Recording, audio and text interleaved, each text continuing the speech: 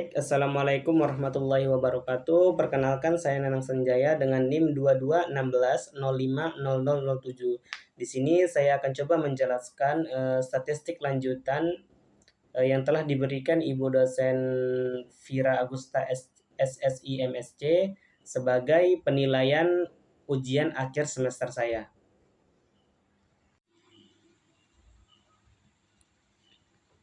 Baik, di sini langsung saja kita masuk ke soal yang pertama. Yang pertama itu menguji apakah distribusi data nilai statistika dari 30 mahasiswa jurusan statistika normal atau tidak.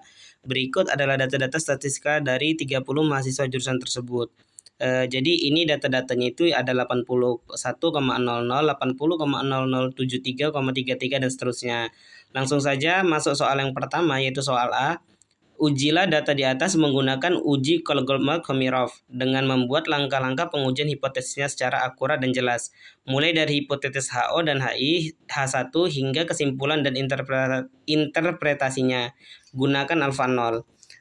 Dari 30 data di sini tadi, yang ini tadi, data yang 30 ini kita masukkan ke melalui SPSS, maka kita akan menemukan nilai seperti ini. N ini jumlah nilai dari keseluruhannya. Analisanya,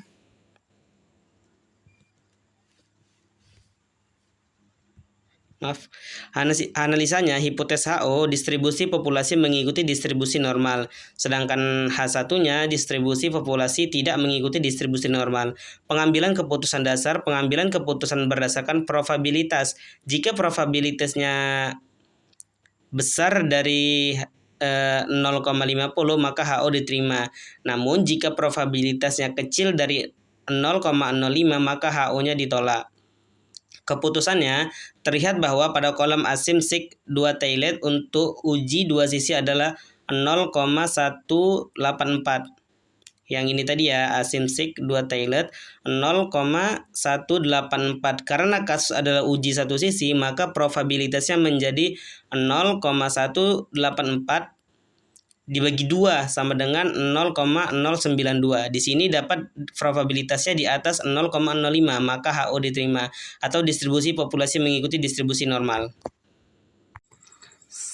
Soal selanjutnya yaitu yang B. Buatlah statistika deskriptif dan berikan interpretasi rata-rata simpangan baku nilai minimum dan maksimum dari data-data di atas.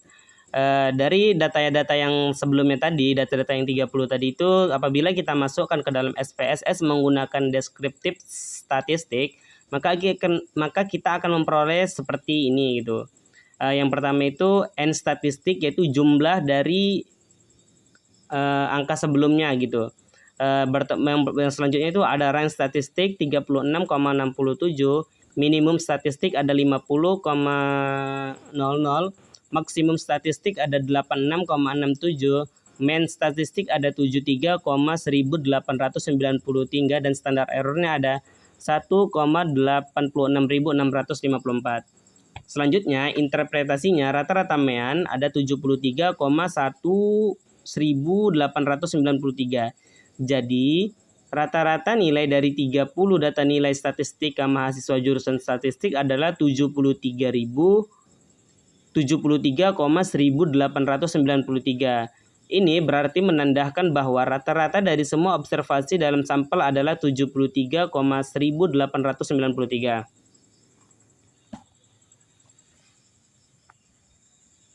Selanjutnya, ada simpangan baku yaitu 1,86654, menunjukkan data terbesar rata-rata yaitu 1,86654 di atas dan di bawah rata-rata. Hal ini berarti bahwa sebagian besar berada dalam rentang 71,3228 hingga 75,559. Data kemungkinan distribusi secara normal dengan variabilitas yang cukup besar. Selanjutnya nilai maksimum yaitu 50,00. Selanjutnya nilai minimum yaitu 50,00.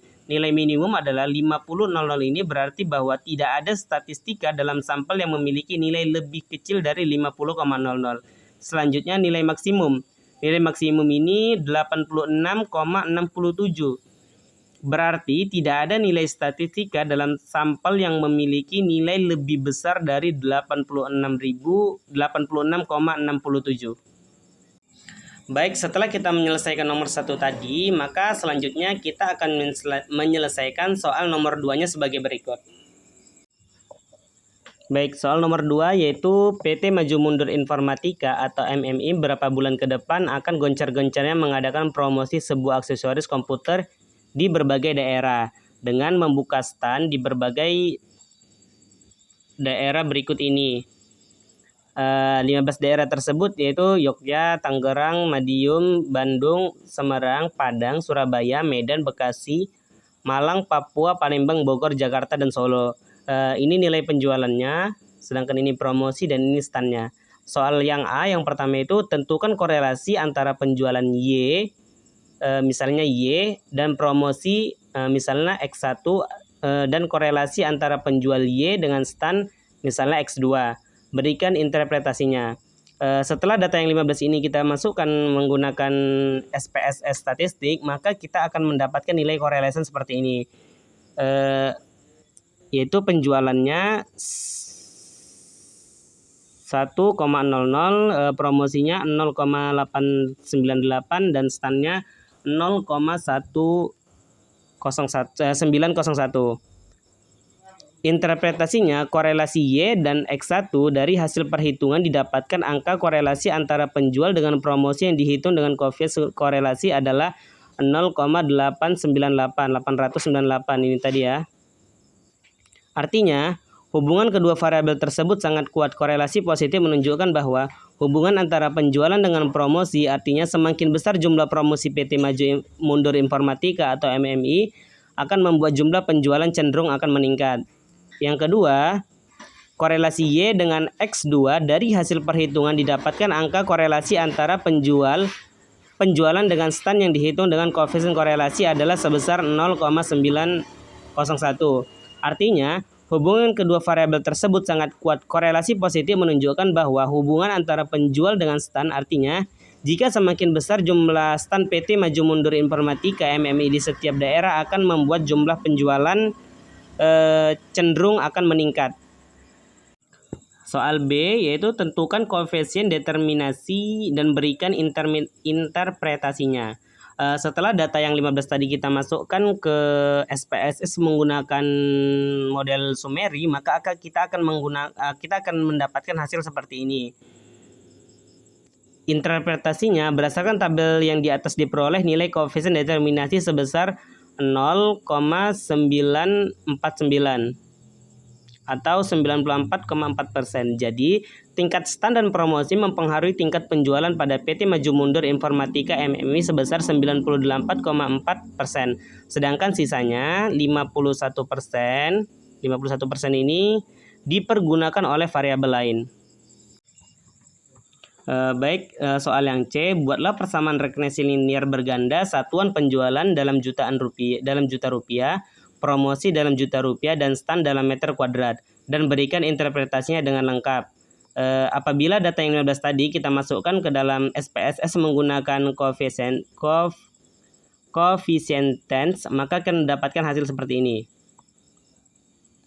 Untuk analisanya, penyusunan persamaan garis regresi dari data di atas dapat menggunakan nilai dari kolom B, yaitu kolom unstandardized coefficients. Dari kolom B ini dapat konstannya yaitu 60,786. Sedangkan untuk nilai koefisien variabel promosi mendapatkan 2,238 dan koefisien variabel stand 0,576. Sehingga dapat disimpulkan persamaan garis rektangular seperti ini, yaitu Y rumusnya itu A ditambah beta 1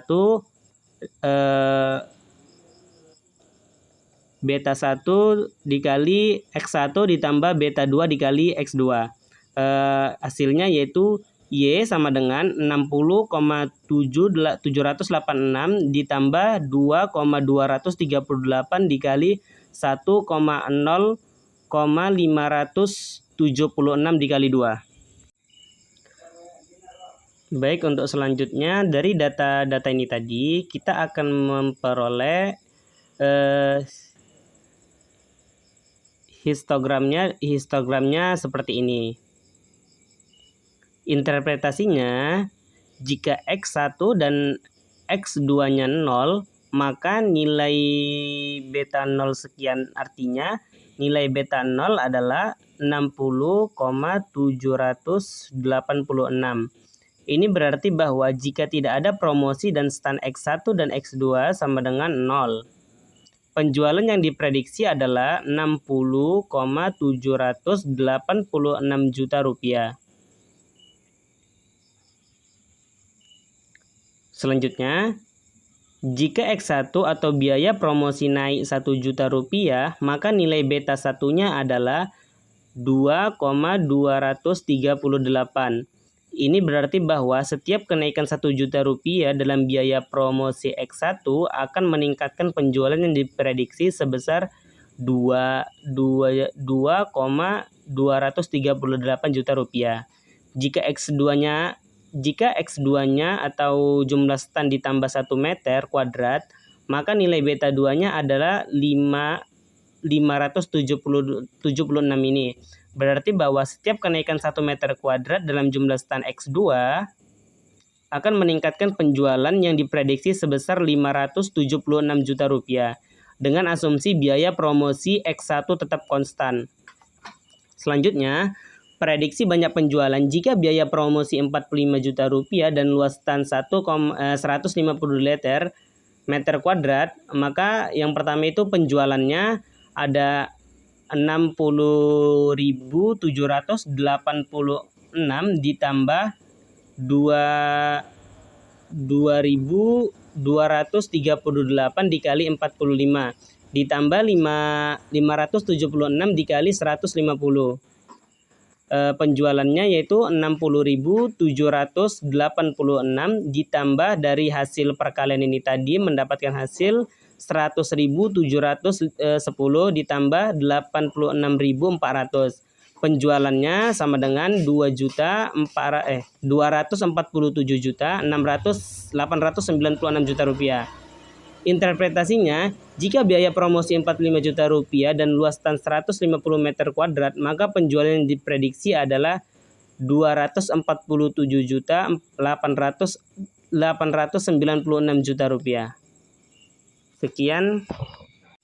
Sekian hasil penjelasan saya mengenai soal UAS nomor 1 dan nomor 2. Di sini saya menyadari bahwa masih banyaknya terdapat kekeliruan baik perkataan ataupun baik perkataan, penyebutan, dan pengerjaan. Di sini saya mohon maaf.